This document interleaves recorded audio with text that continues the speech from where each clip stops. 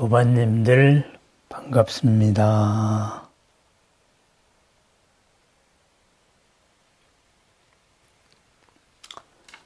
함께 하는 이 마음이 모든 걸림을 열어젖힙니다. 함께 하는 이 마음이 덮였던 우리들의 모든 지혜와 공덕을 있는 그 자리로 드러냅니다. 어느 날 갑자기 한마디 떠오르는 말, 한마디 듣게 된 말이 그 사람의 인생을 바꿀 수 있듯이 우리들의 기도, 공덕, 불보살님들과의 소통이 익어감에 따라서 문득 새롭게 그리고 더 활짝 열린 큰 삶을 살아가게 됩니다. 우리가 불보살님을 칭견한다. 불보살님 칭견을 발언한다. 이런 발언, 우리만이 그런 게 아닙니다. 옛날부터 항상 그런 일이, 그런 소원을 불자라면 누구나 다 가지고 있었습니다. 대승불교다 했을 때 대승불교의 시작도 바로 부처님을 보는 데서 시작했습니다. 그래서 부처님을 보기 위해서 형상으로서의 부처님을 만들었습니다. 상징으로 있었던 그 부처님을 바로 형상으로 드러내어서 우리들의 인식을 통하여 우리들의 감각 수준에 맞게 부처님을 보고 마침내는 그것을 넘어서 본래의 부처님의 모습과 함께 형상 없는 참 그대로의 모든 부처님을 만나게 하는 게 우리 수행의 목적입니다. 부처님을 만난다는 게 뭘까요? 만나는 순간 내가 부처님이 된 겁니다. 그죠? 보살을 만나는 순간 내가 바로 보살이 됩니다. 신중님들을 만나는 순간 우리들이 그 신중님들과 함께 합니다. 함께하고 된다. 뭘까요? 그 지혜와 그 공덕을 함께 하는 겁니다. 내 속에서 그러한 것이 드러납니다. 내 속에서 드러나고 밖에서 드러나고 안과 밖이 함께하였을 때 지금까지 은산철벽으로 여겨졌던 그 굳건한 것들이 스르르 허물어지게 된다. 그것을 우리는 업장소멸이다. 이렇게 말합니다. 업으로 바라보지 않고 업을 공덕으로 바라보니 그것이 바로 삶의 전환점이었고 삶의 크나큰 새로운 공덕을 이루는 그 계기이자 미천이었습니다. 그래서 업으로 보지 않는 것, 거기서부터 가피력이 시작됩니다. 그래서 있는 것을 있는 그대로 보자. 있는 그대로 모두 받아들이자. 받아들여서 곰곰 잘 살펴보자. 잘 살펴보니까 장애라고 생각한 것이 장애가 아니었고 거기에 불보살의 가피가 있습니다. 그렇다면은 우리가 부처님을 본다 했을 때 부처님을 보면은 어째서 우리가 가피력을 크게 받게 되고 어째서 우리가 부처님이 그 순간 되었을까요? 지혜와 공덕을 함께 나눌 수 있게 되었을까요? 그것이 우리의 본래 바탕과 우리의 본래 구조가 그러하기 때문입니다. 우리들의 마음이 온 법계에 가득하고 있고 그런 큰 마음이 부처님 같은 큰 마음과 큰 몸이 지금 이 자리의 온의 몸으로서 한정되어져 있습니다. 한정되어져 있다. 바로 넓은 세상의 모든 것이 지금 이 조건에서 드러나 있는 거지요. 그렇다면은 이 조건만을 강조하면은 어떻게 될까요? 조건을 못 벗어나지요. 그죠? 조건을 벗어난, 이런 한계를 벗어난 다른 것을 드러내면, 그럼 한계를 벗어나게 됩니다. 그러면은 불보살님을 만난다. 바로 나의 마음이 본래의 마음을 만난다. 한계를 벗어난 마음을 만나게 됩니다. 그래서 우리는 내려놓으라고 말하지요. 그죠? 지금까지 고집하고 있던 것, 이런 것을 내려놓아라. 새롭게 봐라. 이렇게 말합니다. 그렇습니다. 본래 있는 큰 마음이 큰 마음과 하나 되어 공명합니다. 그럼 어떤 일이 일어날까요? 본래의 마음과 하나 되었기 때문에, 조건을 벗어난 마음과 하나 되었기 때문에 조건 속에 갇혀있던 그 모든 것이 흔들리게 되죠. 새롭게 보이니까. 그죠? 새로움으로 바뀐다. 흔들려서 새로움으로 바뀐다. 왜? 내가 새롭게 바꿀 것이기 때문입니다. 그래야 해서 그것을 비유적으로 표현하여서 대지가 육종진동을 했다. 6가지로 지진을 일으켰다. 이렇게 말하죠. 좌우로 흔들리고 위아래로 흔들리고 그것만으로도 모자라 출렁이게 흔들리고 그러다가 보니 그게 6가지입니다. 그러면은 거기에서 있는 모든 것이 새롭게 재편됩니다. 뭐예요? 바로 업장, 장애로서 작용하고 있던 그것들이 모두 장애가 아닌 것으로 바뀐다. 그것을 우리는 업장 소멸이라고도 이야기하고 또는 기도의 가피력이다. 이렇게 이야기합니다. 농경사회에서는 인력으로만 의존했던 그 옛날에는 모든 것이 거의 정해져 있는 것 같았어요. 한 마을에 태어나서 어떤 신분으로 사는 순간에 땅은 한정되어 있고, 그러니까 전체의 재산도 한정되어 있고, 전체의 질서도 한정되어 있고, 이렇다가 보니까 우리가 어떤 이 조건 속의 삶이 절대적인 줄 알았어요. 그래서 운명을 이야기하고 여러 가지 나의 운명을 알고 싶다. 이렇게 되었습니다. 그런데 우리가 현대 산업사회를 지나서 정보화 사회를 만나게 되니까 어떤 일을 경험하고 있나요? 당장 눈앞에서 보고 있는 것.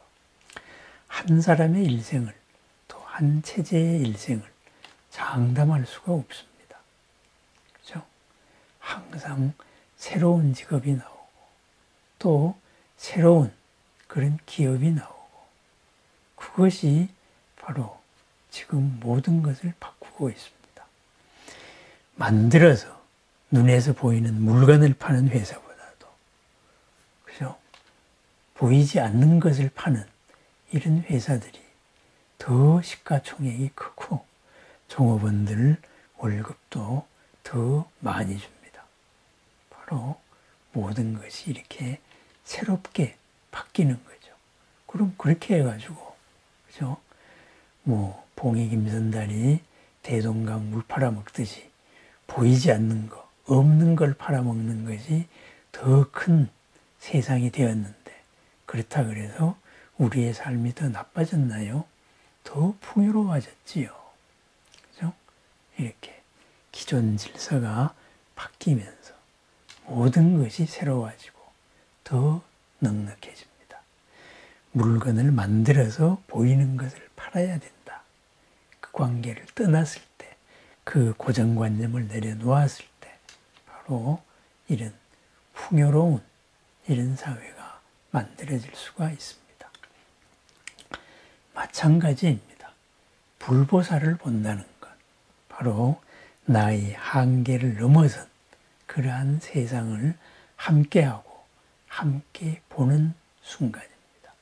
그렇기 때문에 불보살을 보는 순간 우리는 새롭게 태어납니다. 참으로 참다운 불자가 되는 거죠. 그죠? 참다운 불자.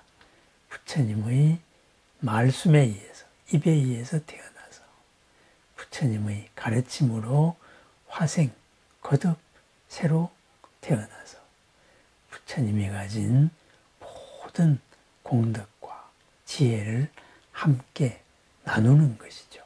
함께 하는 것이죠. 부처님이 되는 겁니다. 그래서 우리는 일념으로 기도를 합니다. 매일 아침 이런 소중한 인연으로 함께 만나서 함께 마음을 모아서 우리들의 어제의 한계를 하나하나 열어나갑니다. 모든 부처님과 보살님들과 더불어 열어나갑니다. 이 길을 함께하고 있는 신중님들의 큰 마음, 큰 서원과 함께 합니다. 어렸을 때의 그 나름의 공동체가 있었습니다. 어른이 되면은 어른 나름의 그 공동체가 생깁니다. 또 생활 수준이나 여러 가지 어떤 문화적인 차이에 따라서 또 새로운 공동체들이 생깁니다.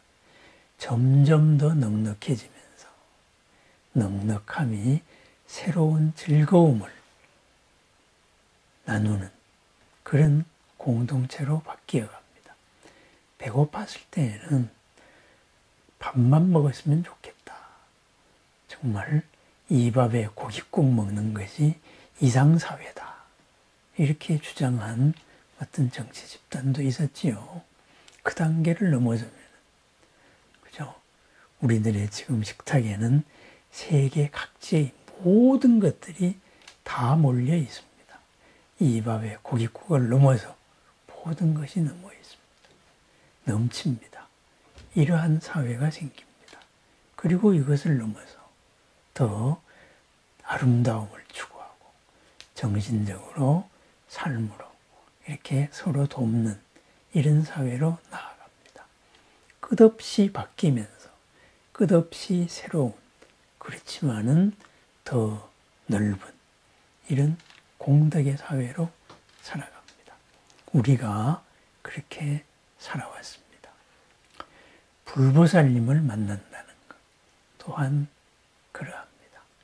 어제의 가진 것을 새롭게 만들어 그 새로움으로 더 넉넉하고 더 풍요로운 상상을 초월한 새로운 상상력으로 살아나간다. 바로 그랬습니다. 어떤 작가들도 그렇게 말했는데 요즘에는 이 새로운 이 문명이 그렇게 말합니다. 그렇죠? 상상력이 중요하다. 무엇을 하겠다는 것이 중요하다. 그렇다면 거기에 이르는 모든 수단은 다 마련되어 있다. 그렇게 이야기합니다. 다 마련되어 있는데 내 생각에 지금 없습니다. 내 눈에 안 보이기 때문입니다. 그죠? 그런데 알고 나면은 항상 바로 옆에 있었습니다. 그것이 바로 우리가 기도를 통해서 부처님의 눈을 통해서 드러나고 그것을 통하여서 원하는 바를 이룹니다. 더 훌륭하게 이룹니다. 그래서 부처님의 직연, 있는 그대로 보는 거지요. 있는 그대로 보아서 모르면은 어렵고 알면은 지극히 당연하고 쉬운 이러한 신통력을 지금 있는 그 자리에서 바로 일깨워 나가서 원하는 바를 이루어 나갑니다. 지나고 보면은 바로 옆에 있었습니다. 늘 함께 갖추고 있는 것을 나의 조건을 여어서 열어나가는 것. 그것이 바로 불보살을 만나는 이야기입니다. 이러한 이야기를 옛날에는 그런 식으로 표현했지요. 삼국유사나 아니면 여러 군데 많이 나옵니다. 보살을 보기를 서원을 했다. 그래서 누구를 만났다. 그래서 어디로 가라. 어디 가서 물어보니까 여기에 무슨 보살이 있대던데. 아니, 당신이 만난 게 바로 그 보살이다. 그렇습니다.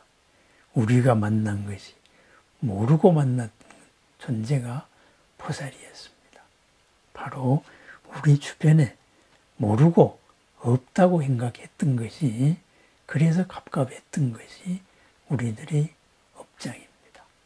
그 업장을 타파하는 것. 불보살님들의 지혜로, 그 광명으로 밝음이 드러나서, 밝음이 드러나면서 어둠이 사라질 때, 오, 옆에 있었네. 이것이었네.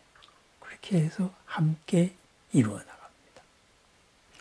어려웠던 관계를 더욱더 함께 이루어 나가는 도반의 관계로 바꾸어 나갑니다. 불보살을 칭견한다는 하루. 바로 불보살과 더불어 내가 불보살이 되어서 함께하는 협업, 협동 작업입니다. 불보살님들을 만나는 과정, 바로 오직 한 길입니다. 나의 마음을 내려놓고 본래 마음에 그냥 집중합니다. 그 길을 우리는 매일 아침 함께하고 있습니다. 함께한 이 순간만큼 우리들의 지혜도 익어가고 우리들의 공덕도 임계점에 가까워져서 복덕으로 드러날 준비를 점점 갖추고 있습니다. 그러다가 어느 날 바로 안과 밖에서 동시에 조탁하듯이 껍질은 깨어지고 모든 원인이 뜻보다도 더 훌륭하게 이루어지는 새로운 삶이 펼쳐집니다. 그러한 새로움이 이루어진 마음으로 지금 살아갈 때 그러한 것이 반드시 이루어짐이 드러나게 되어 있습니다. 불보살님과 함께하면서 모든 것을 성취한 마음으로 기존 질서와는 다른 새로움을 성취하는 새로움으로 새로운 공덕을 이끌어내는 무량 공덕의 하루, 부처님과 함께하는 가피력 가득한 오늘 하루를 축원합니다. 감사합니다.